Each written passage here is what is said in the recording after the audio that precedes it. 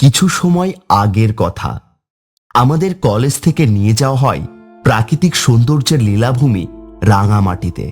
কিন্তু কে জানতো ওই জায়গায় গিয়ে আমাদের ভয়ঙ্কর এক ঘটনার সম্মুখীন হতে হবে। জানিস হৃদয়, যখন আমি স্যারেদের অফিস রুমের পাশ দিয়ে হেঁটে ক্লাসরুমে প্রবেশ করব, ঠিক তখনই প্রিন্সিপাল স্যারের একটি কথা আমার কানে এসে পৌঁছায়, যা শুনে আমি অনেক আনন্দিত। কি এমন বললেন প্রিন্সিপাল স্যার যা তোকে এত আনন্দিত করছে? স্যার বলছিলেন যে কিছুদিনের মধ্যেই আমরা রাঙামাটি বেড়াতে যাব। কি সত্যি? হ্যাঁ, সত্যি। তাহলে তো অনেক আনন্দের খবর। অনেকদিন পরে আমরা ভালো একটা জায়গায় ঘুরতে যাব। এই কথা শুনে আমার অনেক আনন্দ লাগছে রে। আমরা দুজন একসাথে ক্লাসরুমে বসে আছি।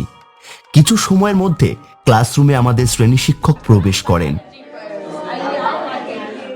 আসসালামু আলাইকুম স্যার। ওয়ালাইকুম আসসালাম। কেমন আছো সবাই? আলহামদুলিল্লাহ ভালো স্যার, আপনি কেমন আছেন? আলহামদুলিল্লাহ ভালো। ছাত্রছাত্রীরা, আজ তোমাদেরকে একটি খুশির সংবাদ দেওয়ার আছে। কি স্যার? আচ্ছা, তোমাদের মধ্যে কি কেউ বলতে পারবে খুশির সংবাদটি কি হতে পারে? শ্রেণী শিক্ষক এই কথা বলার সাথে সাথে সাব্বির হাত তোলে। হ্যাঁ সাব্বির, বলো তো সংবাদটি কি? স্যার, আমরা কলেজের সবাই মিলে রাঙামাটি পার্বত্য জেলায় বেড়াতে যাব। হ্যাঁ, তুমি একেবারে ঠিক ধরেছ।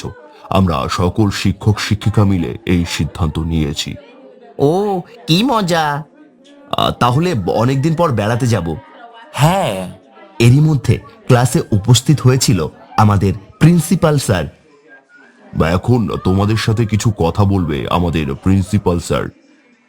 হ্যালো ছাত্রছাত্রীরা, সবাই কেমন আছো? আলহামদুলিল্লাহ ভালো স্যার, আপনি কেমন আছেন? আলহামদুলিল্লাহ, আমিও ভালো আছি। এরই মাঝে তোমরা হয়তো আমাদের বেড়াতে যাওয়ার খবর পেয়ে গিয়েছো। হ্যাঁ স্যার, কিন্তু একটা কথা মনে রাখবে, সবাই একসাথে যাব, একসাথে আসবো। কেউ আবার বাইরে কোথাও যাবে না, কেমন? হ্যাঁ স্যার, আমরা একসাথে যাব, একসাথে আসবো। আচ্ছা, এবার বলো তো কে কে যাবে আমাদের সাথে? হাত তোলো দেখি। আমাকে কি আম্মু একা যেতে দেবে? আমার তো মনে হয় না। যাওয়ার ইচ্ছে থাকলেও তো যেতে পারবো না। সবাই হাত তুললেও আমি হাত তুলিনি। কি হলো হৃদয়, তুমি আমাদের সাথে যাবে না? কি রে, কি হয়েছে তোর? হাত তুলছিস না কেন? স্যার বলছে তো হাত তুলতে, হাত তোল। আসলে আম্মু আমাকে একা যেতে দেবে না। আর তুই তো জানিস আমি ছোটবেলা থেকেই অল্প কিছুতেই ভয় পেয়ে যাই। তুই হাত তোল বলছি, আমি আন্টিকে রাজি করাবো। অতপর আমি হাত তুললাম। হৃদয়, তোমার বুঝি ক্লাসে মনোযোগ ছিল না? এরকম যাতে আর না হয়। স্যার, আর হবে না এরকম। তাহলে ছাত্রছাত্রীরা, আমরা আগামী বৃহস্পতিবার বেড়াতে যাব, কেমন? ওই দিনের মতো আমাদের ক্লাসও শেষ হয়ে যায়। আমিও সাব্বির দুইজন মিলে বাসার উদ্দেশ্যে রওনা হলাম। আমার মনে হয় না আম্মু আমাকে যেতে দেবে। তুই চিন্তা করিস না, আমি আছি না, আমি ঠিকই আন্টিকে রাজি করাবো। কিছু সময় হাঁটার পর আমরা বাসায় এসে পৌঁছালাম। হৃদয়, আজ এত তাড়াতাড়ি চলে আসলি? ও মা, সাব্বিরও এসেছো দেখছি। কেমন আছো বাবা? এই তো আন্টি, আলহামদুলিল্লাহ ভালো। আপনি ভালো আছেন তো? হ্যাঁ বাবা, আমি ভালো আছি। কিন্তু কি মনে করে আজ আমাদের বাসায় আসলে? তেমন কিছু না, আপনাকে একটা কথা বলার ছিল। ও আচ্ছা, তুমি সোফার উপরে বসো, আমি তোমার জন্য চা নাস্তার ব্যবস্থা করছি। তারপর খেতে খেতে তোমার সব কথা শুনবো।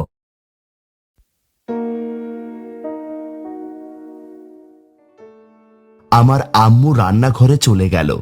আমার কেমন কেমন লাগছে। যদি আম্মু যেতে না দেয় তাহলে সাব্বিরের মনটাও ভেঙে যাবে।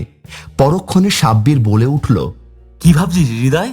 আরে ভয় পাস না, আন্টি ঠিকই অনুমতি দিয়ে দেবে। বা তোর কথা যেন সত্যি হয়।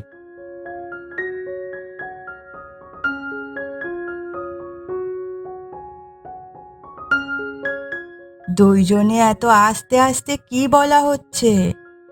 না আম্মু, তেমন কিছু না। আচ্ছা, এগুলো খেতে খেতে বলো দেখি কি বলবে। তেমন কিছু না আন্টি, আসলে আমাদের কলেজ থেকে রাঙামাটিতে বেড়াতে যাওয়ার প্ল্যান করছে। আগামী বৃহস্পতিবার আমরা সবাই মিলে রাঙামাটিতে বেড়াতে যাব। এ তো ভালো খবর। কিন্তু আমাদের সাথে হৃদয়ও যাবে আন্টি। না, হৃদয় যাবে না। এই কথা শুনে আমার মনটা একেবারে ভেঙে গেল। কিন্তু কেন আন্টি? সাব্বির, তুমি তো সব জানো, হৃদয়ের বয়স 18 হলেও সে একটুতেই ভয় পেয়ে যায়। আপনি চিন্তা করবেন না, আমরা সবাই আছি তো, ওর কিচ্ছু হবে না। আন্টি প্লিজ প্লিজ যেতে দেন। তারপর আম্মু চুপ হয়ে গেল, কি যেন ভাবছে। আমার হার্টবিট ধুক ধুক করছে। পরক্ষণেই সাব্বির আমায় বলল, তুই ভয় পাস না, দেখবি আন্টি যেতে দেবে তোকে। হঠাৎ আম্মু বলে উঠল, আচ্ছা, আমি অনুমতি দিলাম, কিন্তু সাবধানে যাওয়া আসা করবে, আর পৌঁছে আমাকে ফোন দিবে। আর হৃদয়, তুমি একা কোথাও যাবে না। থ্যাংক ইউ আন্টি। আম্মু, আই লাভ ইউ আম্মু। অতপর আম্মু আবার রান্নাঘরে চলে গেল।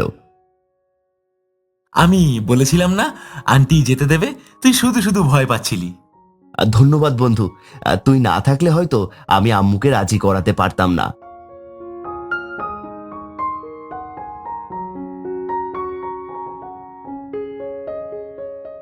হৃদয়, পৌঁছে আমাকে ফোন দিবে, কিন্তু একা একা কোথাও যাবে না, সাব্বিরের সাথে থাকবে। আচ্ছা আম্মু, তুমি চিন্তা করো না, আমি সাব্বিরের সাথেই থাকবো। হ্যাঁ হ্যাঁ আন্টি, আপনি চিন্তা করবেন না। আমরা বাসে উঠে গেলাম। বাস চলছে আপন গতিতে। বাসের মধ্যে নাচ গানে মুখরিত পরিবেশ।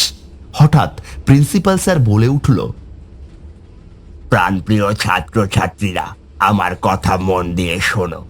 কিছু সময়ের মধ্যে আমরা রাঙামাটিতে পৌঁছে যাব, কিন্তু হ্যাঁ, এরই মাঝে আমার কাছে খবর আসলো ওই জায়গায় একটি পুরাতন বাড়িতে একজন স্কুল শিক্ষার্থীর লাশ পাওয়া গিয়েছে।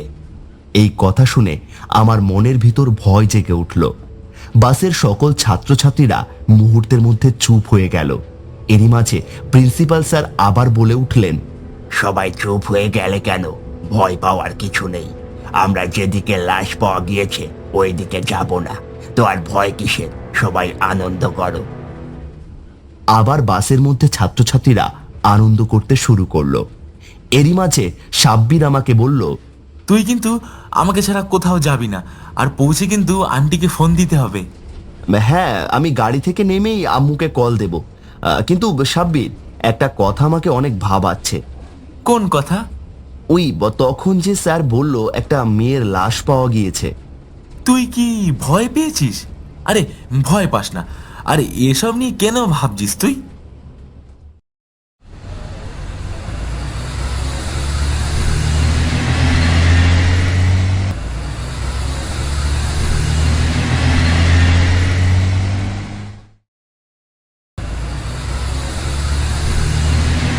এরই মাঝে আমরা রাঙামাটিতে পৌঁছে গেলাম। ছাত্রছাত্রীরা, আমরা চলে এসেছি। সবাই আস্তে আস্তে সারিবদ্ধভাবে নেমে যাও।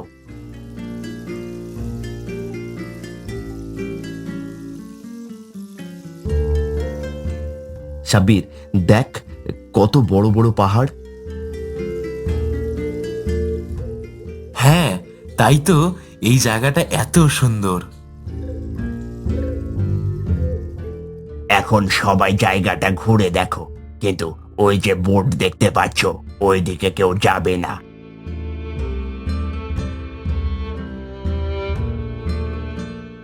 তারপর আমি আর সাব্বির মিলে জায়গাটা ঘুরতে লাগলাম। কিন্তু হঠাৎ সাব্বিরের একটা কল আসলো। হৃদয়, তুই এখানে দাঁড়া, কোথাও যাবি না, আমি এক্ষুনি আসছি।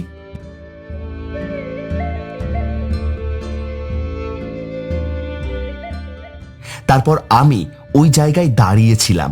হঠাৎ আমার কানে একটা অদ্ভুত আওয়াজ ভেসে আসলো। এটা কিসের আওয়াজ? আওয়াজটা তো ওই দিক থেকেই আসছে। হ্যাঁ, এই তো আমি আবার শুনতে পাচ্ছি। সাব্বিরকে কি ডাকবো? কিন্তু সাব্বির তো এখানে ছিল, এখন কোথায় গেল? তারপর আমি ওই আওয়াজটা অনুসরণ করতে করতে জঙ্গলের ভিতর প্রবেশ করতে লাগলাম। হাঁটতে হাঁটতে আমি একটা পুরনো বাড়িতে এসে পৌঁছাই। হঠাৎ আওয়াজটা বন্ধ হয়ে গেল। আওয়াজটা তো আর শোনা যাচ্ছে না। আমার তো অনেক ভয় লাগছে। এখন আমি একা একা কিভাবে যাব? হঠাৎ প্রচন্ড বাতাস বইতে শুরু করলো। বাতাসের গতিবেগ আস্তে আস্তে বাড়তে লাগলো, কিন্তু কিছুক্ষণ আগে কি ঝলমলে রোদ ছিল, আমি কিছুই বুঝতে পারছিলাম না। হঠাৎ আমি একটা 8 বছরের ছোট বাচ্চাকে দেখতে পেলাম। এই তো, এই বাচ্চাটা মনে হয় কান্না করছিল। তারপর আমি মেয়েটির দিকে এগোতে লাগলাম, কিন্তু অদ্ভুত করার বিষয় হলো প্রচন্ড বাতাস হঠাৎ করে উধাও হয়ে গেল, যা আমাকে কিছু সময়ের জন্য স্তব্ধ করে দিল। তারপর আমি এগোতে লাগলাম। মেয়েটি আমাকে দেখে হঠাৎ কান্না বন্ধ করে দিল এবং আমার দিকে অগ্নিদৃষ্টিতে তাকিয়েছিল, কিন্তু তখন আমার মধ্যে ভয় কাজ করাটা বন্ধ করে দিল। তখন একটা কথা মাথায় ঘুরপাক খাচ্ছিল, মেয়েটিকে বাঁচাতে হবে। যখনই আমি মেয়েটির সামনে গেলাম, মুহূর্তের মধ্যে মেয়েটি ভয়ঙ্কর এক রূপ ধারণ করে যা আমাকে প্রচন্ড ভয় পাইয়ে দিল। কে কে কে আমি ভূত, আজ তোকে খাবো।